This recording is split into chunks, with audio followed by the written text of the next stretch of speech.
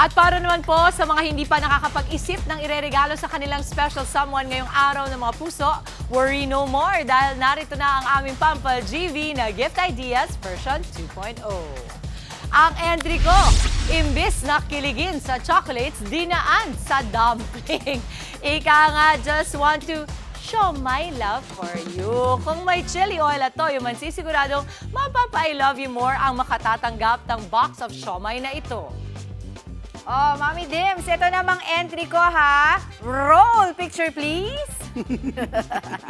Ayan, bago pa sumakit ang ulo ni Lovey Dovey, sa gasa sa Valentine's date ninyo mamaya, deserve niya ang makatanggap ng medicine bouquet. O, pwedeng yan kay Diego. Oo. Nako!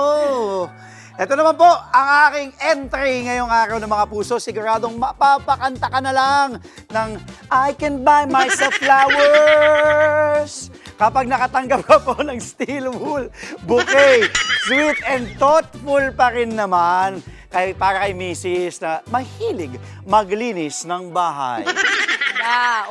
Ako tatanggapin ko yan, ha? Ay, Papa B. Take note, ha, Papa B. Okay sa akin yan. Hanggang sa susunod po natin, Pampa GV! Mga kapatid, Dimples Romana po, kumpletuhin ang inyong umaga ng mga kwentong puno ng inspirasyon. Salubungin po ang bawat araw ng may ngiti at pag-asa. Kaya't mag-subscribe na po at mag-follow na sa aming social media pages ng News 5.